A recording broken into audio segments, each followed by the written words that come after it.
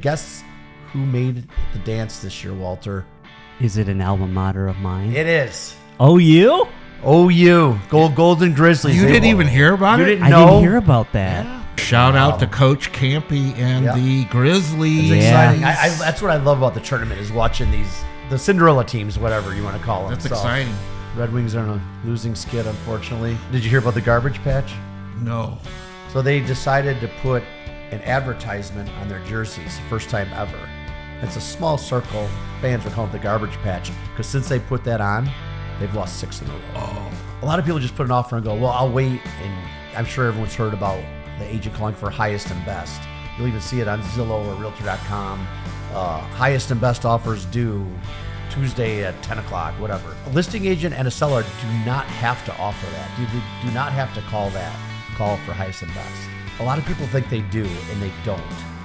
So some people, you should always go in this market. If you like the house, you should go in with your strongest offer. Okay, we are back for episode 3 of the Real Estate Tailgate. I am Mike Mitchell with Berkshire Hathaway Key Realty. I'm here with my partner, David Underwood of Top Flight Financial. How's it going, David? It's going super great, man. Super great. Thanks for asking. It's a beautiful day. We got a lot of sports coming up, believe it or not. It doesn't seem like it, but there is. Man, you had to say the word sports. I'm not up on everything, but your favorite team is making some moves, man. Are you up on the moves? A little. I listen to 97.1 for that reason. Yeah, but, I haven't a chance to listen to 97.1, but I heard... I don't go crazy on the free agent move. I'm not... Yes, I know what they've done. I'm okay with everything they've done so far. Okay, good. Yeah, because So, yeah. I'm not like super up, but it's with the Lions having a good season, it's like breaking news every time they do everything. So A lot of people are criticizing their free agency pickups, but I think it was CBS. I heard this morning. I think it was CBS. One of the big companies, ESPN or CBS, gave them a B+. so Believe far, it or not, yeah. Well, it's only been a few days, right? Yeah, Free agency's been I don't even know how many days. I'd say a but B. I mean, it seems all right. And there's rumors that there's going to be some big moves today. So we'll see. Yeah, what I happens. heard something about that From too. LA. Yep. Yep, I heard that someone's trying to get rid of some. LA's got to cut some. Yeah, They got to cut some money. absolutely. It's all about the money. It really is. But yeah, I just once again, I didn't dig deep into some of the moves, but I did hear that we at least addressed a few needs. Yep, we addressed the cornerback position. Well, 2 now. We I know just they're not. picked It's up not another one. flashy, but Yeah, we just picked up another Yep. corner last night. So we got like 2 cornerbacks and a pass rusher, right? yep. So far, that's what we've been talking I mean, about. some of the big flashy names that people just want the glory. I don't know. Like last year, we got C.J. Gardner-Johnson. That was a flashy move, right? Mm-hmm. How'd that work out for us? Yeah, well, actually, What did he play? 2 games? I think he's gone. Yeah, he's gone. He went back He to went Philly. he went to the Eagles. Yeah. So, I'm up on a little bit of it, but it's just exciting to hear. At least they're making some moves. Yeah, and the draft's coming up too. Exactly. And where's the draft I going to be? was just going to say, where's the draft going to be? In the D. That's right. That's right. man. The Red Wings are on a losing skid, unfortunately. You know what? I think Is it the garbage patch? Did you hear about the garbage patch? No. So, Walter, did you hear about this? I know you did. No? No. So they decided to put an advertisement on their jerseys, the first time ever. It's a small circle. I forget what the company name is, but it's a small circle, and the fans are calling it the garbage patch because since they put that on, they've lost 6 in a row. Oh. Well, I was going to say, I think. If you're superstitious, that's what's... I think. I just think the Wings aren't ready yet. I think they're a good team, and they're getting there, and the future looks good for us. But I just think, they were. Yeah. It's a bummer. I was hoping they'd get into the playoffs, but they still could. But I don't think they're going to make any noise if they get in. Yeah, well, yeah. It's up and down. I was just thinking. I think the last time we were together doing our podcast episode, they were. I think that's when They were hot, streak right? ended. Yeah. I think Yep. since then they've been on a skid. Since then, yep. So, and then Sunday is not only St. Patty's Day, but it's Selection Sunday. The tournament, Oh, that's right. March Madness, starts next week. Selection Sunday is this coming Sunday, and guess who made the dance this year, Walter? Is it an alma mater of mine? It is. OU? OU, Golden Grizzlies. You didn't even hear about You it? didn't I know? didn't hear about that. Yeah. They won the Horizon League. It's exciting. Shout out to Coach Campy and Yeah. the Grizzlies. It's Yeah. exciting. That's what I love about the tournament is watching these no-name school, lower, the Cinderella teams, whatever you want to call them. That's So, exciting. It is I exciting. think they said it's been like 13 years. Yep, 2011 was the last time they were in. Yeah, I remember that. Yeah. So, yeah, it's been that's a long time. So yeah, that's gonna be exciting. I hope they do something. That'd be great. Go Golden Just Grizzlies. make a little Golden noise. Grizzlies. Make a little noise. It'd be cool. Yeah, that would. My be. daughter's an alum of OU. She was a cheerleader. she is? Yep, she was a cheerleader for OU. I used to go to the games and watch. Wait, she was? Absolutely. You didn't know that? I didn't thought I know told you that. this before. No, I didn't know that. Yeah, I used to spend my Saturday afternoons. Me and my wife used to spend our Saturday afternoons at watching the Grizzlies basketball Oh wow. home games. So, Yeah, no, she's definitely there way after my time. Yeah, because I yeah, but I thought I told you that before. I never knew that. Oh, well, shout out to Jody. Speaking of basketball, I went to a Pistons game over the weekend, and we faced the Mavericks. We lost, of course, but No. but you know what? I gotta say, I love out of all the sporting events, basketball. My top three in no particular order: basketball, baseball, and football. And what I love about basketball is it's the environment, it's the atmosphere. You just go there, like everyone's just seems to have a good time no matter what. And even I went with my one best friend back from middle school, and he pointed out something. He goes, "Yeah, you notice how like they play like music while the players are playing?" I was like, Yeah. I never caught on to that. And he was like, "Yeah, I think that's the only." And it's different. It switches when they're on offense and defense. Mm-hmm. Yeah, and When they're on offense, it's kind of like an upbeat, funky. Yeah, Yep. yeah. I was like, oh yeah, that's pretty cool. And then, of course, going to LCA. I mean, even if you're not into the game, there's something to do there. It's a whole. It's an event. Yeah, It is. Yeah. I went to one game this year. I actually had a good time. Yeah. They lost, but Yeah, yeah. And I mean, the What are the tickets. odds? And just FYI to all of our fellow Metro Detroiters out there, if you're looking to go to a Pistons game, tickets are cheap AF. Like they are. We got our tickets for like $20, like a person, which is crazy. Yeah, for a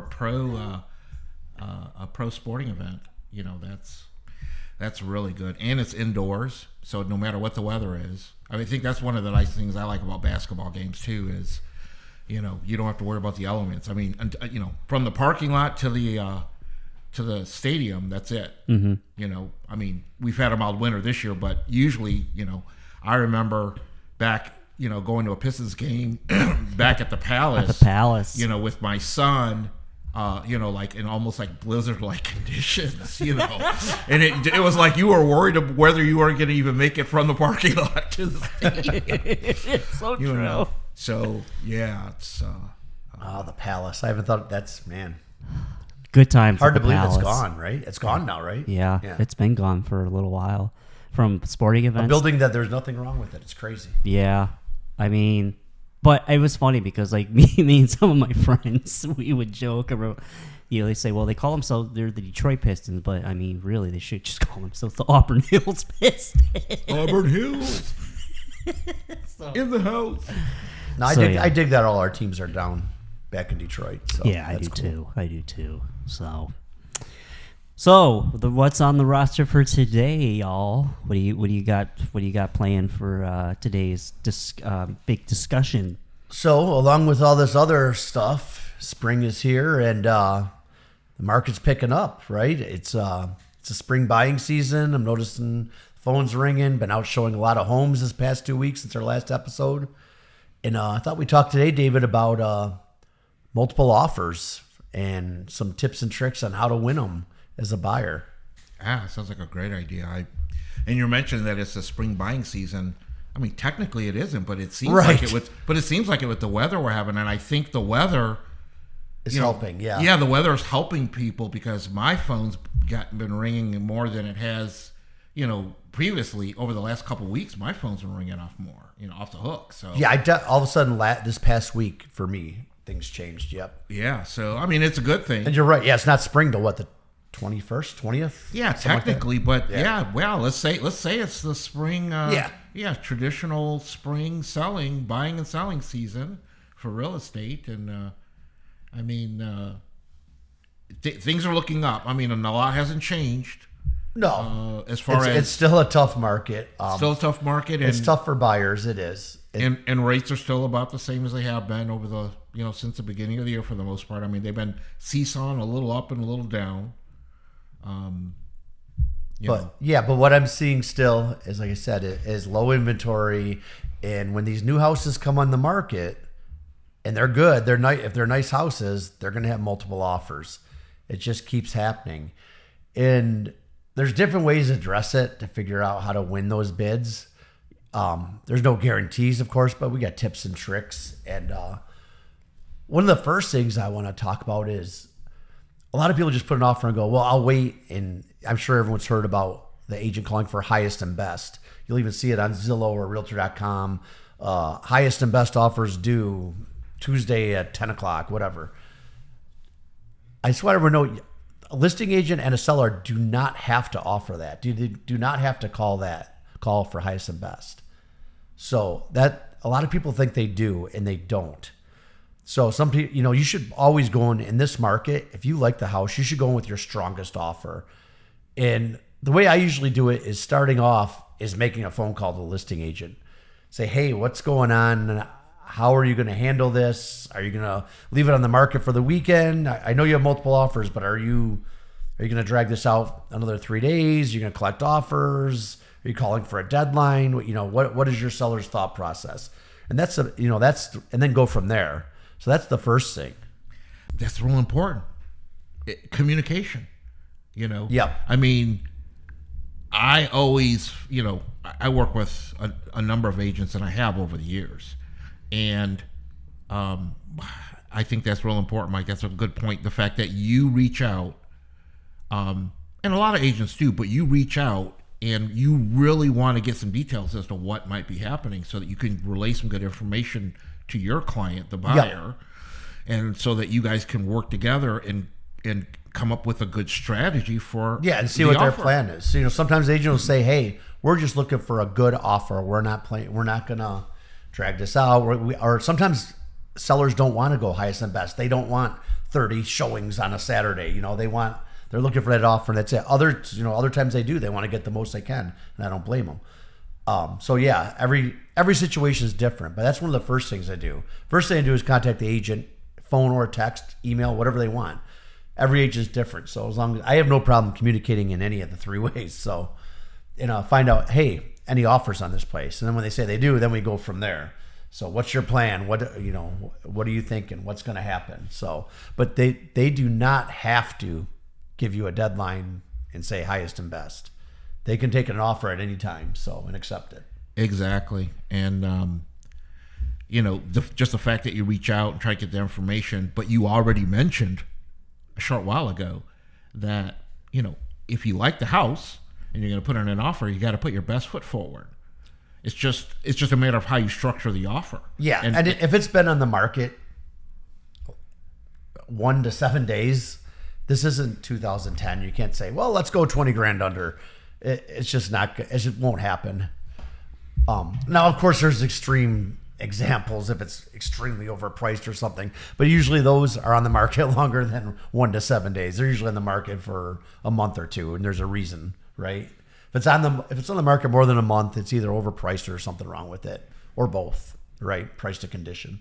Yeah, exactly. So, sorry to interject, but so you mentioned being on the market. If it's too long, it's either overpriced or something wrong with it. So what do you do in that scenario then? If you have a piece of property that is on the market for too long, how do you try and push that? Because, if I was a listing agent, price. If it's that long, it's obviously price. So you have to do a price reduction, right? Regardless, unless they're going to do some repairs, but. Again, every situation is different. It would depend on the house. Well, yeah, and like I said, every situation is different. And that's a good question from both a buying and selling standpoint.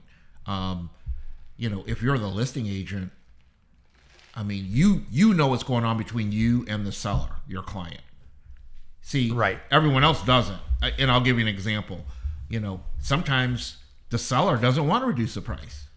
You know, you're the listing agent. You're representing the seller, but you can't make the seller do something. You can suggest that we need to lower the price, but it's really up to the seller, right? So that's a real good question. Yeah. But at the same time, if it's on the market and you're the buyer and the buyer's agent, that's one of the reasons why the communication is important. You know, as a buyer's agent, you're probably going to try and find out what's going on. And You know, just because it's been on the market doesn't mean you're going to steal it. So there was one I had last week. I was showing a buyer and had been on the market like 35 days.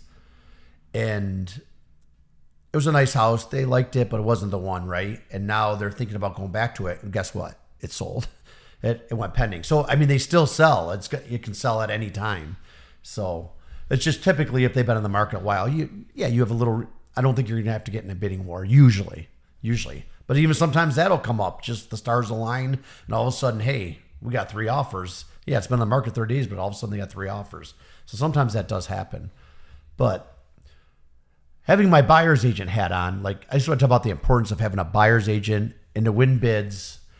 2 things I think that win bids. I mean, there's a number of tips and tricks you can do to try and win them.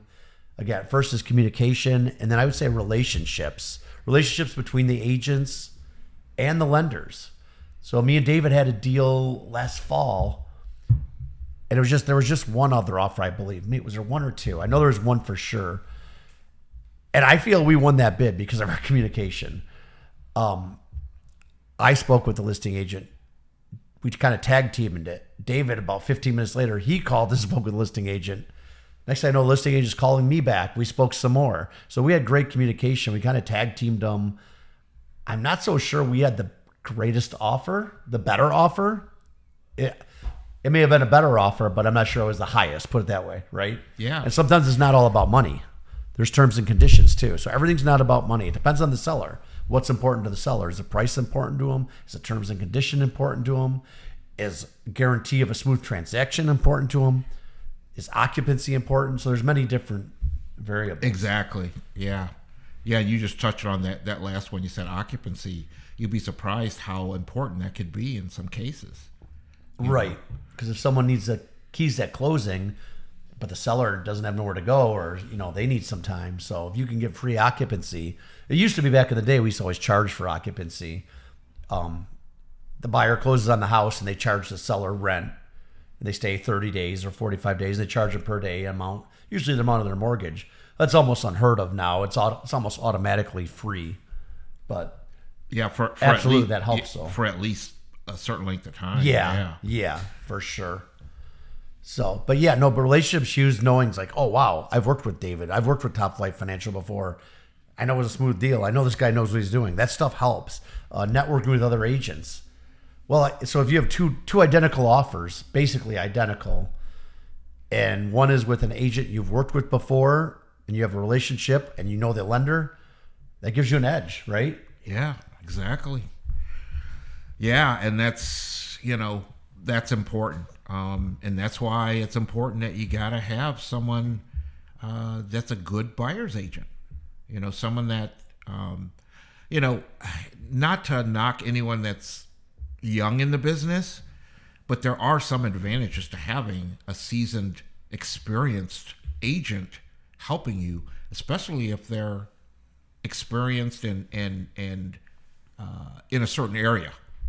Okay, geographically, if they do a lot of business, what you'll find is that there's a lot of times there's a group of agents that do a lot of business in the same area, so they kind of know each other. And you just talked about relationships. Relationships, it helps. That helps a lot, yeah. So, now, I don't win every bid. I'd like to. I get competitive. I get very competitive. I want to win. It's ultimately up to my clients, right? Sometimes I tell them, hey, I can win this for you, but we got to go another 5,000 or something. But, and they say, no, that's it. This is my highest and best, which is fine. But, I get competitive. I want to win the bid, of course. I'm competitive by nature, but... But do we have how are we doing on time, Walter? We're doing pretty good. Okay. So what wins a lot of bids is appraisal guarantees. I don't know if we have time to get into this. Oh, we could probably touch on it. Can we touch on it? Yeah, that's an important term if people haven't heard of it. It used to always be cash is king, and now I'm finding appraisal bids are just as strong as cash because a lot of sellers want to get that money, the most amount. It used to be you could come in like under asking price, but it'd be cash, and I go, oh, it's cash, I'll take it. But now people are bidding over and then guaranteeing that amount.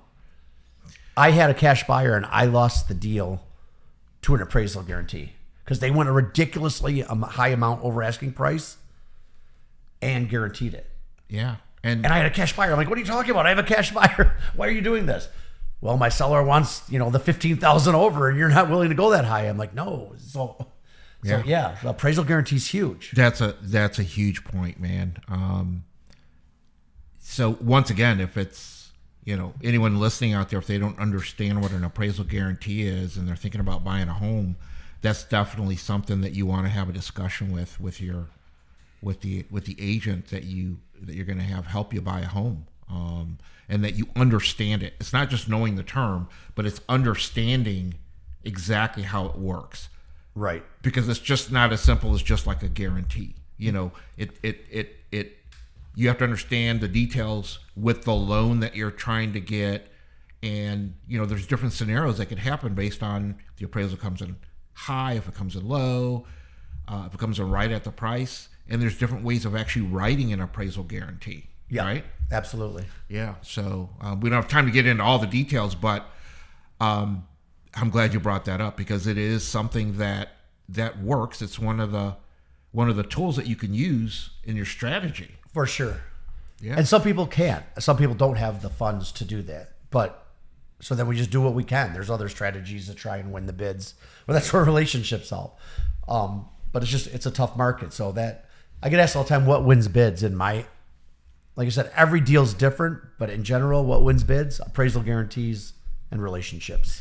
And it helps. It's good to have in your pocket. Yeah. And since you brought it up, I might as well throw in the fact that you mentioned, some people don't have the money. Okay. When you go to buy a home, you got to have some money. Okay.